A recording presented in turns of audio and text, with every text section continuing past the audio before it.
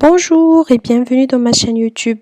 Aujourd'hui, on va parler d'un processus qui est très important dans le traitement et la science de données qui est le data cleaning ou bien le nettoyage des données. Bon, c'est une étape très importante dans l'analyse et la modélisation des données. Selon IBM Data Analytics, on peut consacrer 80% de notre temps dans le nettoyage de données. Alors avant, c'est quoi un nettoyage de données? Le nettoyage de données, c'est un processus qui vise à identifier et corriger les données inexactes et non pertinentes.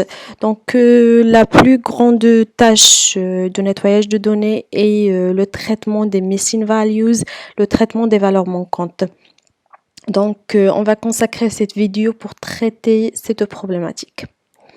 Alors, généralement, lorsqu'on veut travailler avec un dataset, on trouve parfois beaucoup de valeurs manquantes et on ne sait pas vraiment, comment faire face à cette situation. Donc, généralement, il faut, tout d'abord essayer de comprendre, les features, essayer de comprendre les variables et aussi savoir, les types de chaque variable et essayer d'explorer le nombre des valeurs manquantes, soit les valeurs manquantes dans les variables, soit les valeurs manquantes par observation, pour qu'on puisse comprendre le nombre des valeurs manquantes et voir vraiment comment et c'est quoi les solutions qu'on peut adopter. Alors, généralement, on a trois solutions. La première solution, c'est de essayer de supprimer les valeurs manquantes. Et là, on peut soit supprimer les variables, supprimer les colonnes, ou bien essayer de supprimer les data entry, ou bien les observations, les lignes.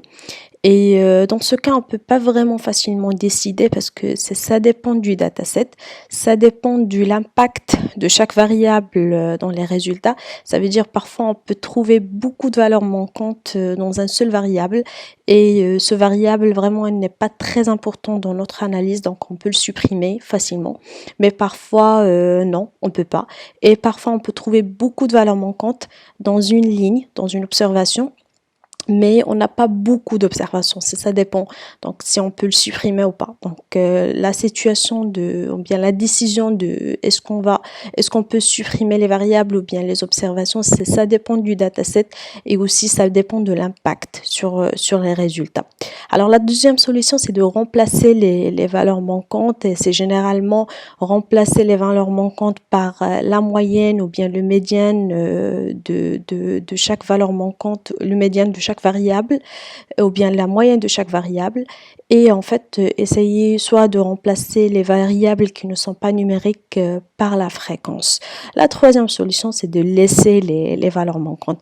Alors on va passer au code et on va essayer de faire tout ça avec Python et avec la librairie Pandas. Donc tout d'abord on va essayer d'importer la librairie. D'accord.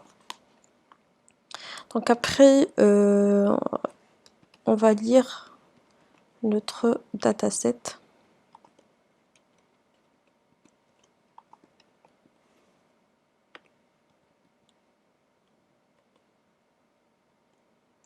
Donc c'est un dataset des voitures et les caractéristiques des voitures. Donc c'est un dataset un format CSV. Donc on va afficher notre dataset maintenant. Voilà. Donc alors on va essayer de faire un séparateur. Voilà. Alors ici on remarque qu'il y a beaucoup des valeurs manquantes, c'est NaN, c'est les valeurs manquantes. Donc on peut par exemple essayer d'afficher plus de yin. Donc voilà, il y a beaucoup de valeurs manquantes. Vous pouvez aussi afficher la fin du dataset aussi.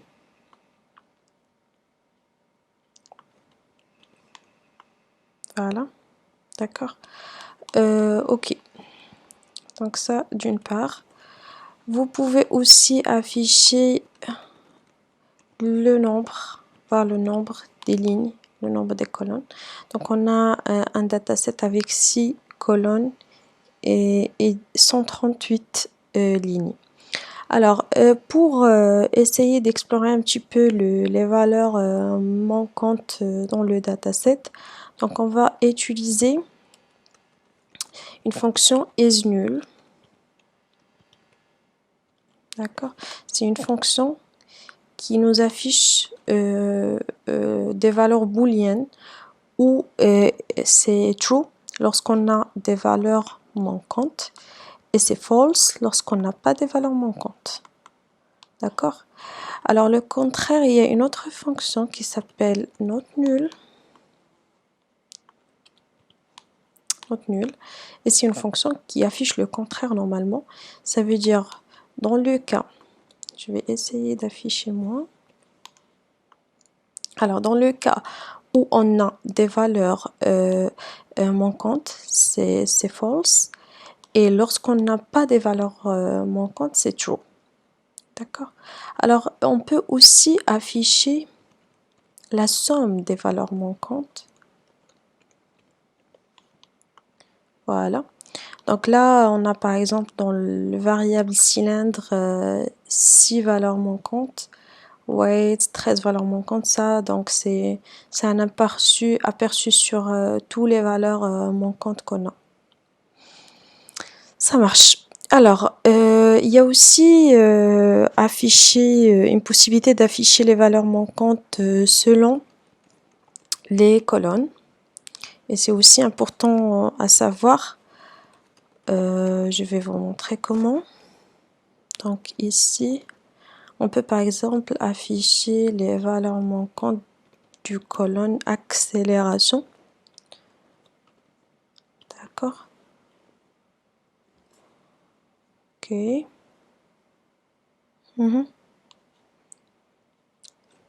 Voilà. Alors là, on affiche que les lignes où on a des valeurs manquantes dans l'accélération. On peut faire par exemple la même chose pour la colonne model. Voilà, aussi la même chose. Donc là par exemple, c'est dans le cas où on voulait vraiment décider quoi faire pour les valeurs manquantes d'un variable et voir la possibilité par exemple de le remplacer ou de le supprimer pour voir un aperçu très spécifique sur un variable. D'accord? Donc maintenant on passe à l'une des solutions qu'on peut adopter, c'est de faire supprimer les valeurs manquantes. Ça marche. Alors, la suppression des valeurs manquantes, normalement, c'est à travers une fonction dropNA.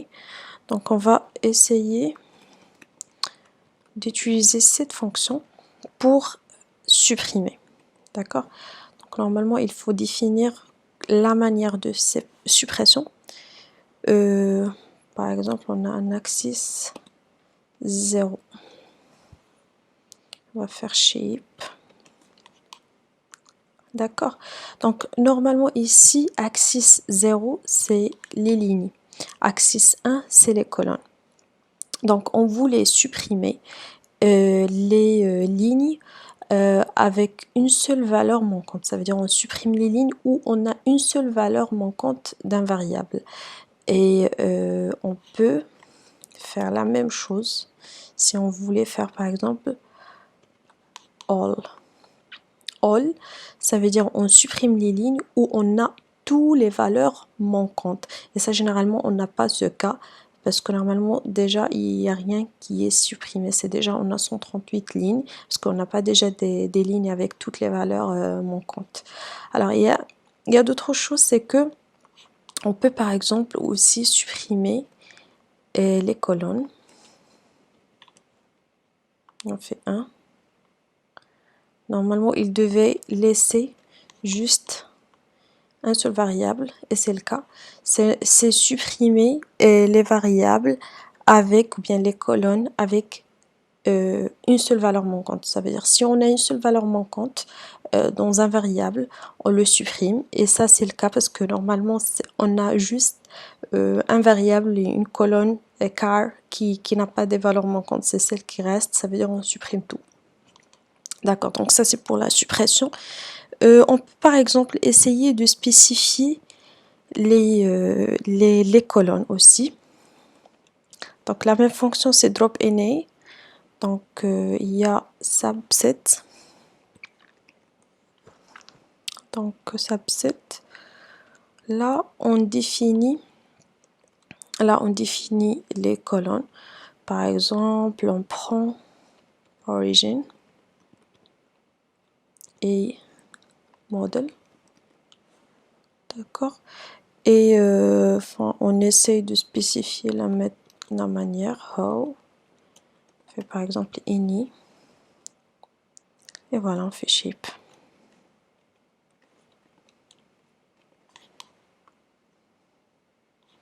Oui. Voilà. Alors là, on essaie de supprimer les lignes où on a les valeurs manquantes dans l'un des deux variables ou dans l'un des deux colonnes. Ça veut dire, si on trouve par exemple des valeurs manquantes dans origin, on supprime la ligne. Si on trouve des valeurs manquantes dans model, on supprime la ligne. Si on voulait par exemple les deux, on fait all. Ça veut dire on supprime les lignes où on a des valeurs manquantes dans origin et model. Ça par exemple, elle est très utilisée dans le cas où par exemple on a deux colonnes ou bien deux variables qui sont très importants et le fait d'avoir une valeur manquante dans l'un des deux variables ou bien dans une seule colonne, ça veut dire on ne peut pas prendre en considération cette observation parce que c'est inutile dans l'analyse ou bien ça va impacter l'analyse et les résultats. Donc ça, on peut utiliser cette commande. Alors ça, c'est pour la suppression. Donc maintenant, on passe à pour remplacer les valeurs manquantes.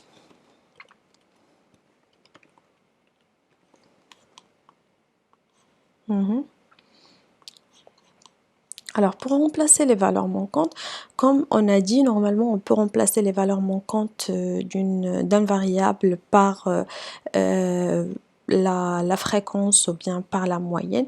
Par exemple, on prend un exemple d'une colonne avec des valeurs, on peut dire des valeurs numériques. On prend par exemple le modèle, d'accord, ou bien l'accélération. Donc ici, il faut tout d'abord essayer de calculer la moyenne tout d'abord et essayer de remplacer la moyenne, en fait la valeur manquante par la moyenne. Donc normalement, on prend notre dataset et on prend par exemple le modèle. D'accord? Égal.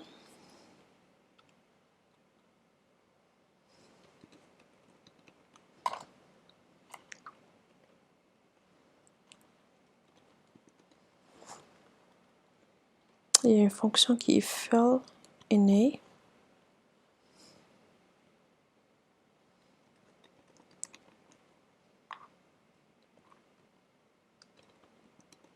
Donc, par exemple, on voulait le remplacer avec la moyenne. Voilà, et c'est le cas. Si par exemple on peut l'afficher, encore une fois pour voir. Non, head. Donc voilà, ça apparaît que c'est la valeur moyenne. Donc on a remplacé la valeur manquante avec la moyenne. La même chose si on voulait remplacer avec la médiane. Donc c'est vraiment la même chose. Donc on remplace aussi avec la médiane. Donc ça c'est pour les valeurs qui sont, on peut dire des valeurs numériques.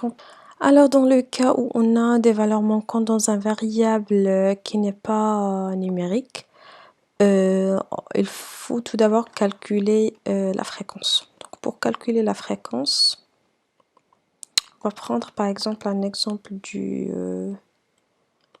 de la colonne origin.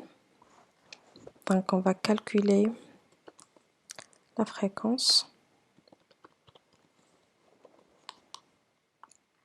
Et voilà. Donc normalement United States, c'est avec la fréquence la plus élevée.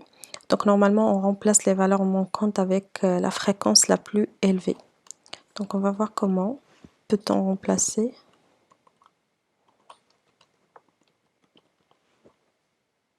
Donc on utilise la même fonction qui est fill in.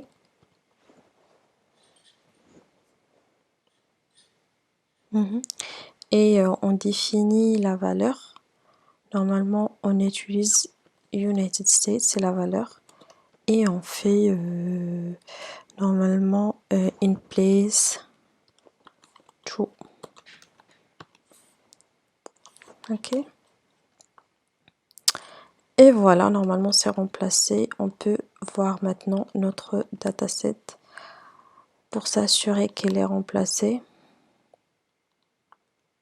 Donc on peut remarquer par exemple que avant on avait une valeur manquante dans 3 dans la ligne 3. Donc ici, non, elle est remplacée par United States. Donc on peut, en fait, je crois qu'on a vu toutes les opérations nécessaires pour résoudre le problème des valeurs manquantes dans les datasets. J'espère que ce tuto, ça pourra vous aider et à très bientôt.